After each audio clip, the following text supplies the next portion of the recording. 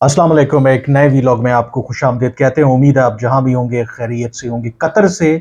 बड़ी खबर आई है और खबर ये है कि भारत के 8 जो नेवी के अफसर हैं, साबका अफसरान हैं, उनमें कर्नल और मेजर रैंक के अफसरान हैं, डेकोरेटेड ऑफिसर्स हैं। जो भारत की नेवी है उसमें वॉरशिप्स पर भी वो काम करते रहे हैं। उनको सजाए मौत सुनाई है कतर की एक अदालत ने। ये सजाए मौत उनको क्यों दी गई है और इसमें पाकिस्तान का क्या किरदार है, इस सारे मामले के बारे में इसके हवाले से बात करेंगे। और ये बहुत सिग्निफिकेंट केस है क्योंकि इस तरीके से 8 नेवी के भारतीय नेवी के साबका एहलकारों को सजाए मौत देना कतर की तरफ से, इसकी बहुत फार रीचिंग इम्प्लीकेशंस हैं। और गिवन द फैक्ट, ये हम जानते हैं कि हालिया सालों के अंदर किस तरीके से जो पाकिस्तान जो भारत के ताल्लुकात गल्फ कंट्रीज यानी कि जो अरब दुनिया के साथ ना सिर्फ बेहतर हुए हैं बल्कि एक स्ट्रेटिजिक लेवल पर चले गए हैं। सऊदी अरब की बात करें, यूएई की बात करें और इवन कतर की अगर बात करें तो भारत के इन ममालिक के साथ ताल्लुकात जो हैं वो बहुत आगे बढ़ गए हैं। और इस बीच ये खबर आना यकीनी तौर पर ये एक बॉम्ब शेल है। और बहुत से सवालात भी इस हवाले से अब उठेंगे। जो भारत की जो अप्रोच है, जो पॉलिसी है कनाडा के साथ, आपको पता है कि पहले ही एक डिप्लोमेटिक वॉर चल रही है भारत की, और अब कतर की तरफ से ये जो इकदाम है यकीनी तौर पर भारत के लिए एक बहुत बड़ा एक डिप्लोमेटिक आप कह सकते हैं कि चैलेंज है। इसकी तफसीलात कुछ यूँ हैं कि ये जो 8 भारतीय नेवी के साबका एहलकार थे, जिसमें मैंने आपको बताया कि कर्नल से लेके मेजर रैंक के, जो इक्विवेलेंट होता है अगर आप नेवी के रैंक की बात करें, जो फौज के रैंक के, ये 8 जो नेवी के एहलकार थे, इनको पिछले साल अगस्त यानी कि अगस्त 2022 में कतर की अथॉरिटी ने इन्हें गिरफ्तार किया। और उस वक्त बाकायदा तौर पर जो कतर की अथॉरिटीज़ हैं, इनके खिलाफ कोई चार्जशीट जो है वो मंजरेआम पर नहीं लाई। लेकिन बाद में जो कुछ खबरें आती रहीं, खुद भारतीय मीडिया उसको रिपोर्ट करता रहा। उन खबरों के मुताबिक इन 8 जो भारत के साबका नेवी के अफसरान थे, इन पर यह इल्ज़ाम था कि ये वहाँ पर जासूसी कर रहे थे और जो अहम मिलिट्री की जो मालूमात थी वो इसराइल को फराहम कर रहे थे। बड़ा इंटरेस्टिंग कनेक्शन है। और ये जो 8 नेवी के साबका अफसर थे भारत के, ये काम कर रहे थे एक कतर की एक प्राइवेट फर्म थी, अल दरा उस कंपनी का नाम था, जो बुनियादी तौर पर जो कतर की मिलिट्री है उनको कंसल्टेंसी प्रोवाइड करती थी, ख़ास करके जो हाई टेक मिलिट्री इक्विपमेंट है, जो सबमरीन्स हैं, उसके हवाले से। और इस कंपनी, जो प्राइवेट कंपनी थी, बज़ाहिर इसको हेड करते थे ओमान के एक शहरी। और इसमें जो बेशतर जो लोग मुलाजमत कर रहे थे वो भारतीय नेवी के साबका अफसरान थे। और ये जो कंपनी थी अलदरा, ये एडवाइस कर रही थी जो कतर की मिलिट्री है कि जो एक ऐसी सबमरीन के हवाले से, प्रोजेक्ट के हवाले से, या अब्दोज जिसे आप कहते हैं, इटली की एक कंपनी से कतर की हुकूमत की बातचीत चल रही थी, जिसमें एक ऐसी आबदोज बनाने के बारे में बात हो रही थी जिसमें स्टेल्थ टेक्नोलॉजी का मतलब ये है कि एक ऐसी आबदोज जो रेडार पर ना आ सके। अब जो स्टेल्थ टेक्नोलॉजी है, अगर आपको याद होगा कि मई 2011 में जब अमेरिका ने एबटाबाद में जो उसामा बिन लादेन की रिहाइश गाह है, उस पर उन्होंने एलिमिनेट किया उसामा बिन लादेन को, तो जो हेलीकॉप्टर उड़े थे अफगानिस्तान से, उसके बारे में कहा जाता है कि उसमें स्टेल्थ टेक्नोलॉजी थी। क्योंकि एक सवाल आज भी लोगों के जहनों में है, और उस वक्त भी ये सवाल उठाया गया था कि आखिर जो पाकिस्तान का दिफाई निज़ाम है, ख़ास करके जो रेडार नस्ब हैं, आखिर उन्होंने जो अमरीकी हेलीकॉप्टर्स थे उनको डिटेक्ट क्यों नहीं किया। तो उसका जवाब जो पेश किया गया कि जो हेलीकॉप्टर्स आए थे एबटाबाद में उसामा बिन लादेन को एलिमिनेट करने के, उनमें स्टेल्थ टेक्नोलॉजी थी, यानी कि वो रेडार के अंदर डिटेक्ट नहीं हो सके। तो इसी तरह की जो टेक्नोलॉजी है वो अब्दोज जो है, अब्दोज उसमें भी अब इस्तेमाल होती है। और ये हाई टेक टेक्नोलॉजी जिसमें आप जो रेडार हैं उनको डिटेक्ट नहीं कर सकता। تو یہ جو الدرا کمپنی تھی جس میں یہ 8 بھارتی نیوی کے سابق افسران کام کر رہے تھے، یہ قطر کی ملٹری کو اس حوالے سے وہ ایڈوائز کر رہی تھی۔ اب جب پچھلے سال اگست میں ان کو گرفتار کیا گیا تو جیسے میں نے کہا کہ قطر کی جو اتھارٹیز ہیں باقاعدہ طور پر تو آج تک انہوں نے ان الزامات کے حوالے سے یا کن الزامات کی بنیاد پر ان کو اریسٹ کیا گیا باقاعدہ طور پر کبھی بیان جاری نہیں کیا، لیکن مختلف جو خبریں آتی رہیں، الجزیرہ، ایون بھارت کا جو اپنا میڈیا ہے وہ جو رپورٹ کرتا رہا کہ ان 8 جو نیوی کے اہلکار تھے بھارت کے سابقہ، ان پر یہ الزام تھا کہ یہ اسرائیل کے لیے جاسوسی کر رہے تھے، یعنی کہ جو حساس معلومات ہیں جو قطر ملٹری کے حوالے سے وہ اسرائیل کو دے رہے تھے۔ اب اس میں دلچسپ یہ بات ہے کہ آخر اسرائیل کو قطر کی جو ملٹری ہے اس میں اتنی زیادہ دلچسپی کیوں ہے، اور آخر جو بھارت ہے یا بھارت کے جو نیوی کے سابقہ اہلکار ہیں آخر وہ اسرائیل کے لیے کیوں کام کر رہے تھے۔ تو اس کے لیے ہمیں ایک ڈائنامک سمجھنے کی ضرورت ہے کہ مشرق وسطیٰ کی اگر آپ صورتحال دیکھیں، اب بھی جو غزہ میں صورتحال ہے، جو کچھ فلسطینیوں کے ساتھ ہو رہا ہے، تو جو اسرائیل ہے وہ بالکل بھی نہیں چاہتا کہ مڈل ایسٹ کے اندر کوئی بھی جو ملک ہے اس کے پاس ان سے بہتر کوئی ملٹری ٹیکنالوجی ہو۔ ایک وجہ اگر آپ دیکھیں کہ ایران اور جو مغربی دنیا ہے اور امریکہ کے درمیان کئی سالوں سے جو تنازع چل رہا ہے، اور جو مغرب اور امریکہ الزام عائد کرتا ہے کہ شاید ایران ایک نیوکلیر طاقت بننا چاہتا ہے، تو اس کے پیچھے ایک بہت بڑی وجہ اسرائیل ہی ہے، کیونکہ اسرائیل کو یہ خدشہ ہے اور یہ خطرہ ہے کہ اگر ایران جیسا ملک جس کو ایران جو بالکل اسرائیل کو تسلیم نہیں کرتا اور وہ کہتا ہے کہ اسرائیل ایک ناجائز ریاست ہے، اگر اس کے پاس نیوکلیر ویپنز آ جائیں گے تو وہ اسرائیل کی سیکیورٹی کے لیے بہت بڑی تھریٹ ہے۔ تو اسی لیے جو قطر ہے، جو اسرائیل ہے، وہ بہت کینلی وہ اس کو ایک اس میں دلچسپی ہے، انٹرسٹ ہے کہ جو خطے میں جو ممالک ہیں وہ اس طرح کی ٹیکنالوجی تک ان کی رسائی نہ ہو جو کل ان کے لیے ایک سیکیورٹی کا بہت بڑا پرابلم بن سکتا ہے۔ کیونکہ غزہ میں جو کچھ ابھی ہو رہا ہے اس میں اگر آپ دیکھیں تو قطر کی جو پوزیشن ہے وہ بڑی سخت پوزیشن ہے، اور خاص کر کے باقی مغرب کا میڈیا ایک طرف، دوسری طرف اگر آپ دیکھیں جو الجزیرہ ہے جو قطر کا اسٹیٹ اون ٹیلی ویژن ہے، وہ فیکٹ بیسڈ وہاں سے رپورٹنگ کر رہا ہے، اور اس حوالے سے جو امریکہ ہے اس کو بڑی تکلیف ہے، اور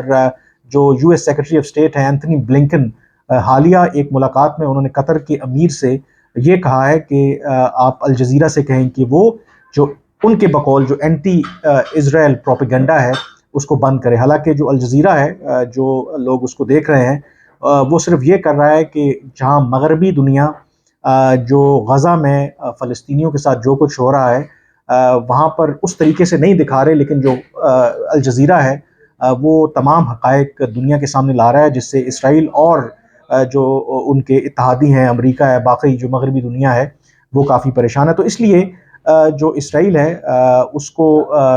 ہمیشہ سے خطے کے جو باقی ممالک ہیں ایک تھریٹ رہتی ہے۔ تو ایک یہ بہت بڑی وجہ ہے کہ جو اسرائیل ہے وہ قطر کا یہ جو سب مرین پروگرام تھا اس میں ان کو بہت زیادہ دلچسپی تھی۔ لیکن انٹرسٹنگ ایلیمنٹ اس میں یہی ہے کہ اب چلیں اگر تو جو یہ بھارت کے سابقہ نیوی کے افسران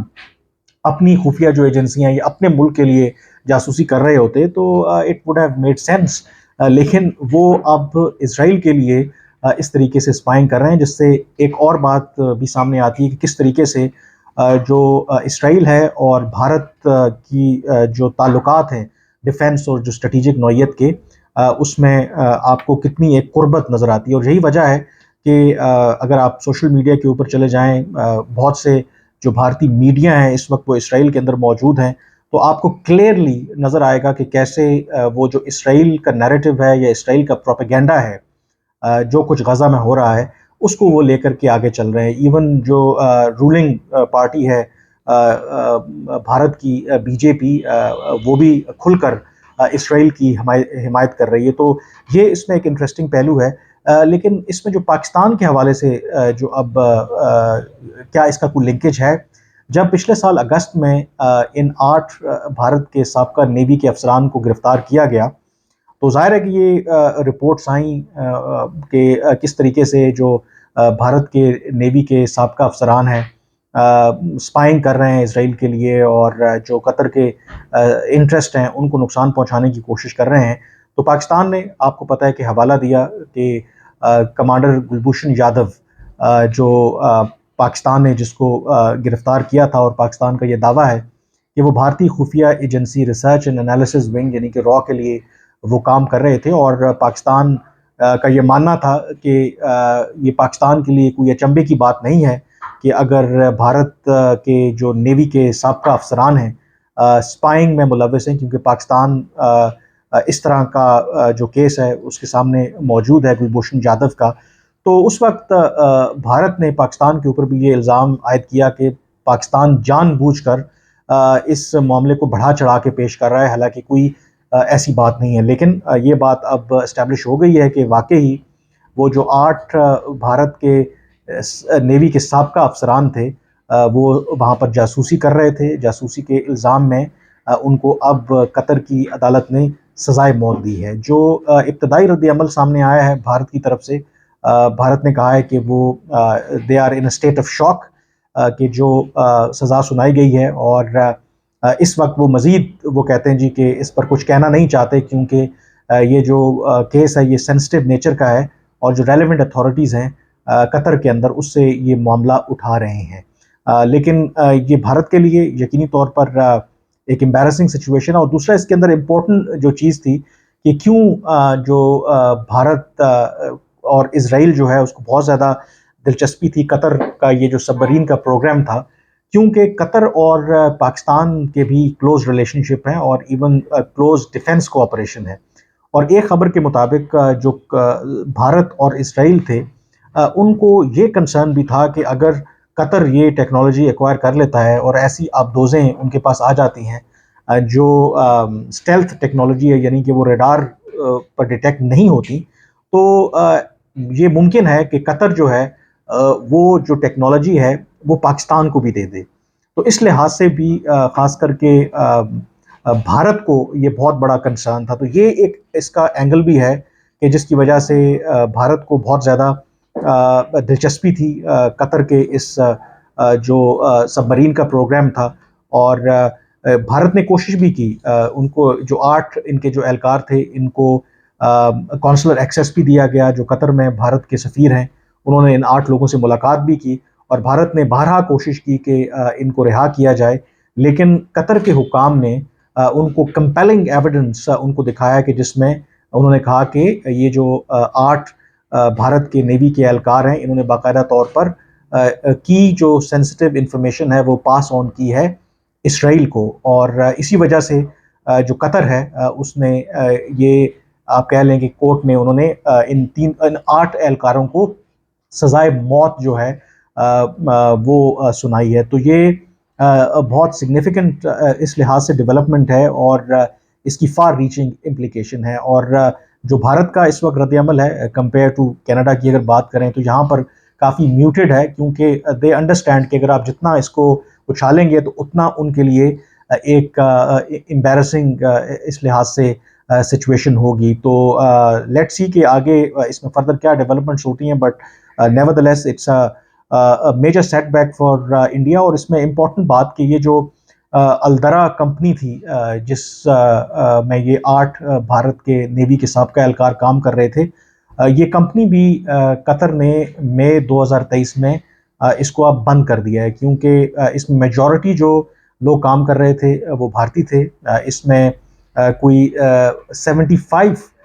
کے قریب جو سابقہ بھارتی کے نیوی اہلکار تھے وہ اس کمپنی میں کام کر رہے تھے، اور ایک موقع کے اوپر جو اس کمپنی کے سی ای او ہیں جو عمانی نیشنل ہیں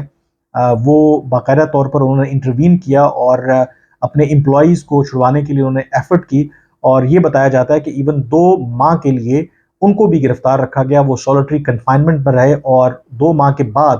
ان کو ضمانت پر جو ہے وہ رہا کیا گیا۔ تو اس سے اندازہ ہوتا ہے کہ قطر کے جو اتھارٹیز ہیں وہ اس سارے معاملے کو کتنا سیریس لے رہی ہیں، اور یقینی طور پر یہ بھارت کے لیے ایک امبیرسنگ سچویشن ہے۔ اور کیا بھارت جو سزائے موت دی گئی ہے ان 8 نیوی کے سابقہ اہلکاروں کو، اس حوالے سے کوئی ریلیف حاصل کر پائے گی؟ ابھی تک کی جو اطلاعات ہیں کہ بھارت نے خوب جو جتنی ڈپلومیٹک ایفرٹ کرنی تھی ایٹ دا ہائیسٹ لیول اس معاملے کو قطر کے حکام سے اٹھایا، لیکن جو قطر کی حکومت ہے وہ بھارت کی کوئی بھی درخواست ماننے کے لیے تیار نہیں تھی، کیونکہ انہوں نے کہا کہ ان کے پاس ایسے ٹھوس شواہد موجود ہیں جس سے یہ ثابت ہوتا ہے کہ یہ 8 جو بھارت نیوی کے جو سابقہ اہلکار تھے یہ جاسوسی میں ملوث تھے، اور انہوں نے جو حساس معلومات ہیں قطر ملٹری کی وہ اسرائیل کو دی ہیں۔ تو اس حوالے سے جو بھی فردر اپڈیٹس ہوں گی ان فیوچر آپ کو اپڈیٹ کرتے رہیں گے۔ فی الحال اتنا ہی آج کے ویلاگ سے، مجھے اجازت دیجیے، اللہ حافظ۔